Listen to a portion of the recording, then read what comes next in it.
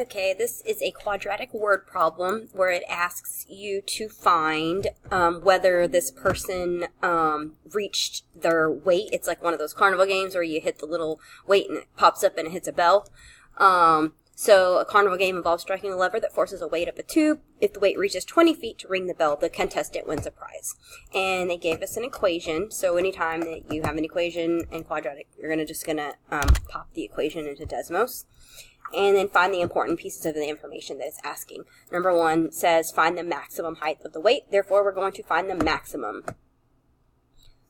So let's find the vertex.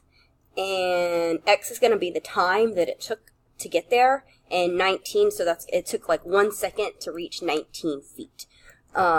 So our answer here for number 1, find the maximum height. The maximum height is 19 feet. That's a 1. And then it says, did they win a prize? Well, they had to reach 20 feet in order to win a prize, and they only got 19 feet. So no, they only reached 19 feet.